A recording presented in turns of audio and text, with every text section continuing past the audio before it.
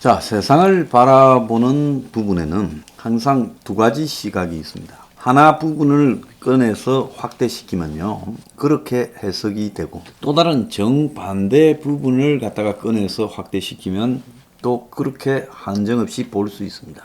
특히 이 최근에 보면 코로나 이후에 경제 회복을 외치고 언론들이 보면 뭐 난립니다. 마치 사람들이 못 쓰고 못 놀아서 안달을 하는데, 이제 이 코로나 때 규제를 좀 풀어주니까 온 사람들이 먹고 놀면서 쓰려고 한다. 그래서 줌으로 이 맥주 마시는, 줌 틀어놓고 온라인으로 맥주 마시는 것도 이제 끝이고 호텔 파티다, 뭐 사람들이 다 코로나 이후에 기대에 부풀어 있다고 이야기를 하고 있습니다. 이런 기사는 최근에 그 미국의 경제를 이렇게 바라보는 시각에서도 드러나요.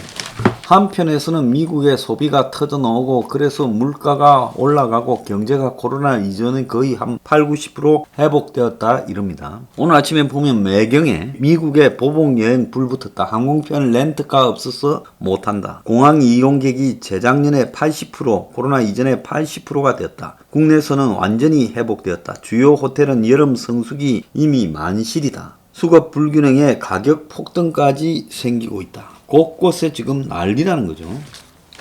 자, 그런데 또 다른 내용을 보면 미국 경제가, 서민 생활고가 굉장히 악화되었다는 거죠. 전반적으로 미국 경제가 강한 회복력으로 급반등하고 있는 것처럼 보이지만은 서민의 생활은 악화되어서 굉장히 힘들어지고 있다. 고용시장에 일자리는 많지만 저임금 직종이 대부분이라 구직자들은 여전히 그런 월급 받느니 실업수당에 의존하고, 그리고 업계는 구인난을 겪고 있다. 그래서 미국 25개 주가 연방 실업수당을 조기에 종료시켜 410만 명의 혜택을 박탈하고, 또 코로나 팬데믹에 갈 데가 없어진 사람들에게, 세입자들에게 상한 유예와 렌트비를 갖다가 지금 유예시켜 왔는데, 이제 강제 퇴거 중지령에 의해서 이게 가능했는데, 근데 6월 30일자로 끝나게 돼서 7월 1일 이후에는 800만 가구가 살던 집에서 쫓겨난다. 얼마 전에 보면 뉴욕에서 이 노숙자 8,000명을 코로나 때문에 호텔에 가서 재워서 뉴욕이 이 호텔비로 하루 11억인가가 들었대요. 근데 이 사람들을 이제 내보내려고 하니까 노숙자들이 호텔 생활하다가 길바닥에서 살라고 하겠습니까? 문제가 되고 있다는 거예요. 자, 미국에 비어있는 일자리 930만 개가 있는데 여기 전부 구직난이 벌어지고 있다는 겁니다. 자, 이 사람 뽑으려고 약속을 하면 면접을 10명 중에 9명이 면접장에 안 나오고 있다는 거예요. 근데 이 사람들을 욕을 하지만은 실업수당에 의존한다고요. 이런 일자리 대부분이 연봉으로 2~3만 불. 그러니까 한국 돈으로 2,200에서 한 3,300밖에 안 되는 그런 저임금 직종이라는 겁니다. 그래서 일자리가 많다고 하는데 대부분 레저, 식당, 호텔 등에서 사람을 구하고 있는 일자리가 한 달 전에 비해 33%가 늘었고, 레스토랑은 40%가 일자리를 구하고 있는데, 이런데 안 가려고 하는 이유가 이런 데서 나가서 일해서 생활이 안 된다는 거예요. 미국에 지금 실직자 1,500만 명이 실업수당에 의존하고 있고, 일자리가 몇십만 개 증가됐니 이렇게 말하지만 이거는 수치상이지 미국의 서민의 삶은 개선되고 있지 않다는 거예요. 그래서 신규 실업수당 청구가요, 지난주에 41만 2천 건으로 다시 늘어났다는 겁니다. 자, 이걸 보면요, 미국에 지금 실업수당을 받고 사는 사람이 1,500만 명 수준이고, 또 800만 가구가 지금 거리로 쫓겨날 위기에 놓여 있다는 겁니다. 자, 이런 거를 고려한다면 이 경제가요, 겉으로 미국의 구직난이 심하다, 그리고 인플레가 심하다, 경제가 회복되었다라고 이야기를 하고 있지만 미국의 서민들의 생활고는 전혀 그렇지 않다는 겁니다. 그래서 이 경제를 어떻게 바라보느냐. 진정으로 미국의 경제가 회복된다면 서민 일자리도 늘어나고 그 다음에 임금이 좀 탄탄한 일자리도 늘어나야 될 건데 이미 미국 사회가 제조업 일자리가 사라져버리고 거의 삼류 서비스업 일자리만 남아있기 때문에 답이 없다라는 겁니다. 한국은 한번 생각해 보세요. 한국도 지금 뭐 코로나 소비 뭐 이런 걸 운운하면서 백화점이고 각종 제주도고 속초고 좋은 식당이고 넘쳐나지만은 소비가요. 그렇지만 다른 한 구석에 엄청나게 어려운 사람들이 늘어나고 있습니다. K 양극화라 하죠.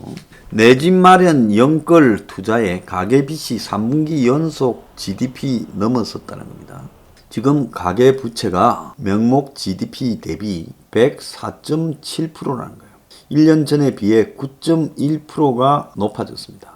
이 비율이 100% 웃돌면 가계빚이 명목 GDP보다 많다는 거죠. 자, 가계 신용은 1765조로 1년 동안 9.5%가 증가했는데 가계가 은행, 보험사 등 금융기관에서 받은 대출과 신용카드까지 포함한 포괄적인 빚을 의미합니다. 그래서 명목 GDP 대비 가계 신용 비율이 지난해 3분기에 처음으로 100이 넘은 이후에 계속 증가세가 되고 있다는 겁니다. 그래서 이런 증가세가 유지되고 있는 것은 가계의 소득 개선이 지연되면서 채무 상환 부담도 계속 확대되고 있다는 겁니다.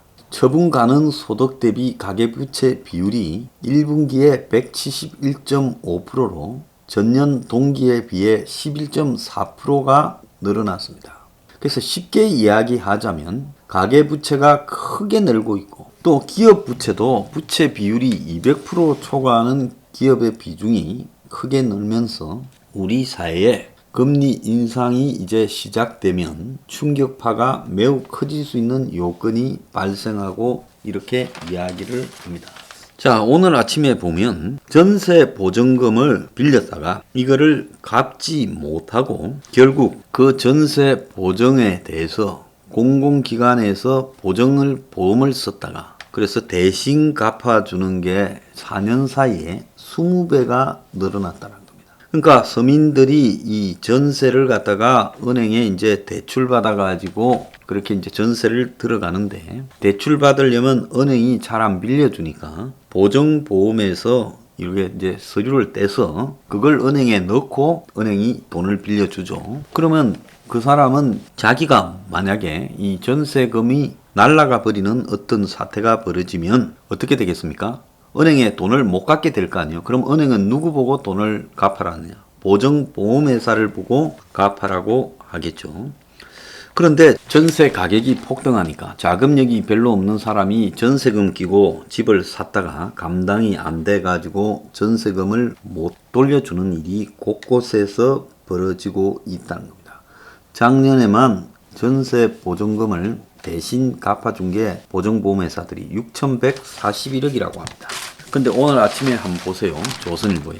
흑석동의 아크로리브암이라는 이 84평방미터짜리 아파트가 일주일 사이에 전세가 10억 5천에서 2억 5천이 올라가지고 13억에 거래됐다는 겁니다. 서울 25개 중에 24개 구에서 전세가 급감했다는 거예요. 그래서 전세 물량이 거의 사라져 버려서 집 구하기 전쟁이 지금 수도권에 벌어지고 있고 이것이 또 다른 집값 폭등을 유발하고 있다는 겁니다.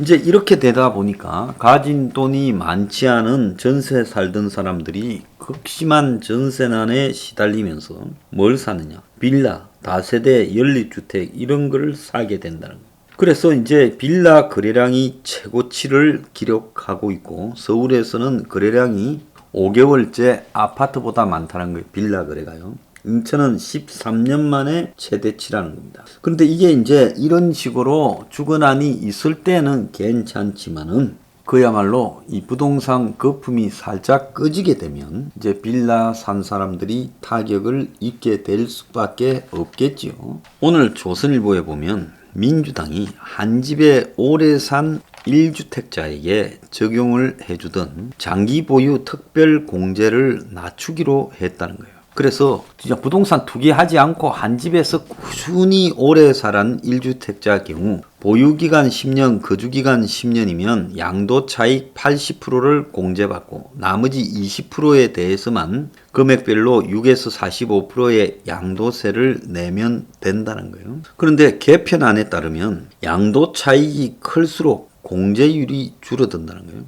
그러니까 쉽게 말하면 10년 전에 이사 온 사람은 양도 차익이 크지 않을 거고 20년 전에 이사 온 사람은 양도 차익이 크겠죠. 그래서 오래 살은 사람일수록 그 집을 팔았을 때 양도세의 부담이 훨씬 늘어난다는 거예요. 그래서 양도세 누진세에 공제율까지 연동해서 양도세의 징벌적 성격을 더 강화한다고 이렇게 했다는데요. 그런데 부동산 투기하지 말고 한 집에 오래 사는 사람이 착한 사람이라 해놓고 오래 살은 사람, 수십 년을 살은 사람이 집값이 올랐다면서 세금을 더 때린다는 겁니다. 그래서 그 집을 팔게 돼도 세금을 더 때리고 또 종부세로도 세금을 얻어맞게 되니 꼼짝 못하게 되는 거죠. 1주택자 종부세 부과 기준이 공시지가 9억 원 초과해서 상위 2%로 이렇게 이제 바꿨는데요. 세금을 자산 기준으로 때려야지 세금을 갖다가 상위 몇 프로로 때리는 이런 일은 있을 수 없다라는 겁니다. 자, 아파트는 공시지가 반영률이 70.2%고 단독주택은 55.8%인데 만약에 이런 식으로 때리면 상위 2%라고요. 그러니까 아파트에 사는 중산층이 단독주택에 사는 부유층보다도 세금을 더 얻어맞게 된다는 겁니다. 더 오래 살은 사람들한테 세금을 더 때리고 이 종부세를 때리면서 상위 2%라고 정해서 때리고 참 기가 찬 일이 아닐 수 없습니다.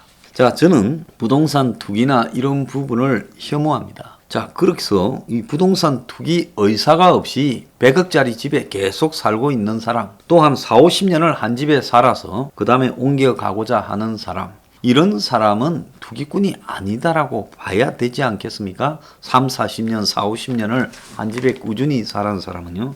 이런 사람에 대해서조차도 징벌적 과세를 하는 것이 옳은가? 이 부분에 대해서는 좀 생각을 많이 해봐야 되고요. 전세값이 아까 말씀드린 대로 103주째 상승을 하고 있는데 아파트를 포기한 2030이 이제 연립주택을 또 연끌 매수를 한다고 하는 거예요.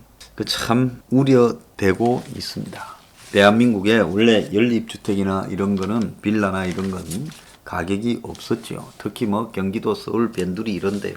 이제 아파트를 살 수 없으니까 그런 데라도 지금 빚을 내어서 샀다가 나중에 이게 지금 어떻게 감당이 될 거냐. 전세 폭등, 집값 폭등, 거기다 세금 폭등요. 아마 이 야가서 자주 사고 팔면서 법의 허점을 이용하는 사람이 가장 살기가 유리하고요. 그리고 한국 같은 경우에는 부동산 투기를 하지 않거나 또 아예 투기할 생각은 하지 않고 있다가 갑작스러운 전세 그리고 집값 폭등 때문에 대책을 세우지 못한 사람들이 다 얻어맞고 있는 상황입니다. 선한 자가 복수를 당하는 정권에 의해서 복수를 당하는 이것이 옳은 것이냐? 선한 자가 징벌을 당하는 것이 옳은 것이냐? 국가의 모든 정책은요, 선한 자를 위해서 혜택이 있어야 되고 악한 자를 위해서는 이 징벌이 있어야 되는 거 아니겠습니까? 지금 가만히 보면 집을 생년에 투기하지 않던 사람, 집 사는데 별로 관심이 없던 사람들, 이런 사람들이 그냥 완전히 지금 박살이 나고 있고 내몰려서 아무 빌라나 이런 걸 사다가 나중에 큰 사고가 날 수 있고 또 집을 팔고 사고 하면서 계속 그냥 투기를 이렇게 할 수 있음에도 불구하고 그러지 않고 한 집에 뚝 눌러 앉아서 살아온 1주택자들이 여러 가지로 불이익을 당하는 현실요. 그래서 이자들은 그야말로 탁상에 앉아서 저거 기분에 따라 국가의 지금 부동산 정책을 정하는 것 같아 이렇게 생각이 듭니다.